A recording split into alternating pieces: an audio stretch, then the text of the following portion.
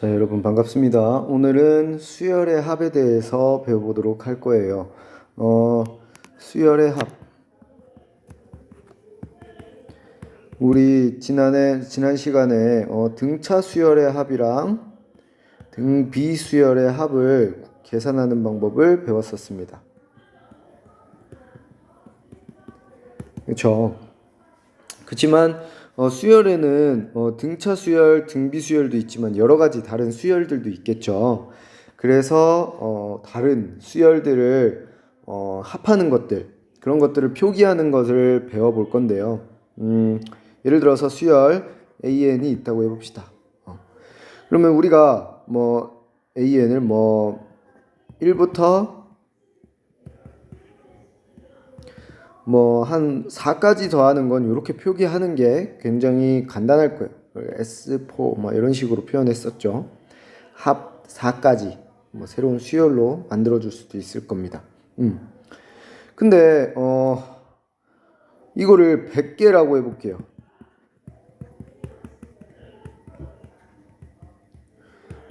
이렇게 표현을 하면 조금 문제가 있죠. 우리는 점점점 이렇게 표현을 했지만 이 중간에 몇 개 빠져 있을 수도 있고 물론 이렇게 점점점이라는 거는 규칙성을 계속 유지한다 라는 표현이기 때문에 1부터 100까지 즉 첫째 항부터 백째 항까지의 합을 표현하는 거라고 우리는 알고 있어요. 그치만 언제까지 이렇게 쓰기가 사실은 너무 거추장스럽고 길죠. 그래서 우리는 요거 새로운 기호를 도입합니다. 합의 기호를 도입하는데 그게 뭐냐면 가끔 예능이나 이런 데서 봤을 거예요. M을 옆으로 돌려놓은 것 같이 생긴 시그마입니다. 사실은 여기 이렇게 여기 표시가 있는데 그런 것까지는 크게 신경 안 쓰고요. 요 정도만 알아볼 수 있어요. 시그마 기호는 어떻게 쓰느냐? 시그마 A, K. 여기 이제 수열을 의미하는 거예요. AK. 그래서 K를 1부터 100까지 더할 거예요. 이렇게 씁니다. 즉 AK라는 수열을 K는 1부터 100까지 움직이고 그거에 다 더해진다라는 의미로 이렇게 사용을 합니다. 선생님이 왜 K로 썼을까요? N으로 써도 상관이 없어요. 시그마 N은 1부터 100까지 AN 똑같은 의미예요. N이 1부터 100까지인 거죠. 근데 일반적으로 우리는 여기다가 시그마 쓸 때 K로 씁니다. 왜 K로 쓸까요? 요런 표현을 쓰기 위해서 K는 1부터 N까지 AK 여기에 n을 사용해야 되는데 여기에 n이 들어가면 돼요, 안 돼요? 안 되는 거죠. n 번째. 여기서의 n은 변하지 않는 수예요. 정해진 수예요. 얘는 변하죠.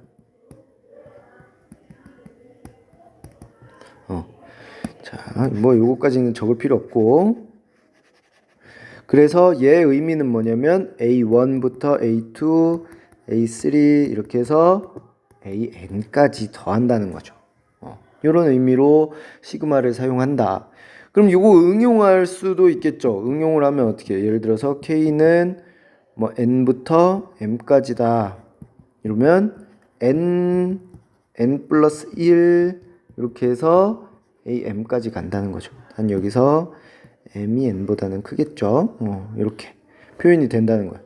즉 예를 들어서 A3, A4 이렇게 해서 A70까지 더하고 싶다라고 하면 시그마 K는 3부터 70까지 AK 이렇게 표현만 하면 얘가 이 위에 있는 거랑 같은 의미를 갖는다는 거죠. 이런 식으로 우리가 일반항을 식으로 나타낼 수 있다면 시그마 기호를 이용해서 합을 굉장히 간단하게 나타낼 수 있습니다. 간단하게 나타내고 또 우리가 계산을 좀 편하게 할 수 있어요. 예를 들어서 AK 이런 거 생각해 봅시다. A1 플러스 B1 요거 지우고 자, cn이라는 새로운 새로운 수열을 우리가 정해 볼 수 있죠. an이라는 수열과 bn이라는 수열을 더해가지고 새로운 수열을 이렇게 정의할 수 있죠. 그쵸? 이 의미는 뭐예요? C1은 A1 더하기 B1, C2는 A2 더하기 B2 이런 식으로 수열 두 개가 있으면 새로운 수열 이렇게 더해서 나타낼 수 있겠죠. 네, 생각해 봅시다. 그러면 C1 더하기 C2 더하기 C3 이렇게 더해서 CN까지 더해지는 수열을 생각해 볼게요. 얘는 결국에는 A1 더하기 B1, A2 더하기 B2 이런 식으로 더해지는 거죠. 맞나요? 근데 우리 더하기는 결합 법칙도 성립하고 교환 법칙도 성립을 하죠. 즉 이게 무슨 말이냐? 더하는 순서에 상관이 없다는 말이에요. 즉 A1만 A 수열만 먼저 다 더하고 B 수열도 따로 다 더해도 이 덧셈은 변함이 없다는 거죠. 얘랑 지금 뭐랑 똑같다? 얘랑 똑같다는 거죠. 자, 지금 이게 무슨 얘기냐? 수열의 합의 성질을 얘기하는 거예요. n까지 cn이라고 해봅시다. k라고 할게요. 그러면 얘는 k는 1부터 n까지 ak 플러스 bk를 더하는 거예요. 그쵸? 얘는 밑에 빨간 줄 그은 그 결과로 보면 어떤 거다? 각각을 먼저 더해도 상관이 없겠죠. 이런 의미입니다. 그래서 교과서에 나와 있는 성질은 이렇게 이제 요거를 쏙 지우면 요거는 요거라고 이렇게 나왔겠죠. 그쵸? 근데 여러분들 알겠지만 더하기랑 빼기는 세트이기 때문에 더하기에서 성립하는 거는 빼기에서도 당연히 성립을 하겠죠. 그쵸? 그리고 이런 것도 가능합니다. 시그마 k는 1부터 n까지 c 곱하기 ak. c는 상수. 정해진 숫자라는 거죠. 어떤 숫자를 곱해가지고 ak 이렇게 만들어주면 k는 1부터 n까지 ck. 자, 얘는 무슨 의미냐? 자, c 곱하기 a1 더하기 c 곱하기 a2 이렇게 해서 c 곱하기 an까지 더했는데 c로 묶을 수 있잖아요, 전체를. 묶고 나니까 어떻게 돼요? c 곱하기 시그마 k는 1부터 n까지 ak로 써준 거랑 똑같은 녀석이죠. 그렇죠? c를 묶어줬다 이렇게 생각하시면 돼요. 자, 이런 걸 왜 하냐? 복잡한 수열의 합을 좀 더 간단하게 계산할 수 있다는 거예요. 이런 걸 이용하면 조금 더 복잡한 수열의 합을 간단하게 구할 수 있습니다. 또 한 가지 중요한 성질이 있는데 예를 들어서 k는 1부터 n까지 c다. c는 상수라고 했어요. 자, 그러면 봅시다. 이 수열은 얘 수열이 들어가는 자리인데 숫자가 들어갔죠. 이 수열의 의미는 뭐냐면 C 이렇게 일반항이 계속 C인 거죠.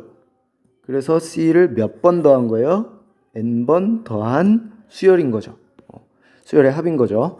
그렇기 때문에 C를 N 곱한 거랑 같은 녀석이다. 이렇게 생각해 주면 돼요. 요거 가지고 이제 낚시를 많이 합니다. 예를 들어서 시그마 K는 1부터 10까지 A 10 이런 식으로 이제 구하는데 요거를 1부터 10까지인데 여기가 K가 들어가야 되는데 K가 안 들어가 있죠. 얘는 그냥 숫자인 거예요. 그래서 이런 식으로 A10 곱하기 10이 답이 되는 거죠. 이해됐나요? 요거 가지고 이제 낚시를 많이 해요. 예를 들어서 K는 1부터 N까지 AN 이렇게 들어가 있으면 학생들이 이제 착각을 하죠. 여기 N이 있는데 K인 줄 알고 구하기를 A1 플러스 A2 플러스 이렇게 해서 A10 뭐 n까지를 더한 그런 값을 이렇게 구해버린다는 거예요. 근데 사실은 얘가 같지 않다는 거죠. 왜? 얘는 그냥 n번째 수열의 수인 거예요. 수열의 n번째 수. 그렇기 때문에 얘는 어떻게 되는 거다 사실?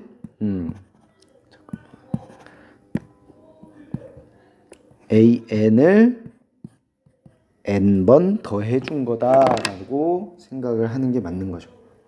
이 의미 헷갈리는 친구들 다시 한번 잘 생각해 보세요. 요거 가지고 낚시를 잘합니다. 이렇게 해서 여기 관련돼 있는 문제들 한번 싹 다 풀어 보시면서 개념에 익숙해지시기 바랍니다.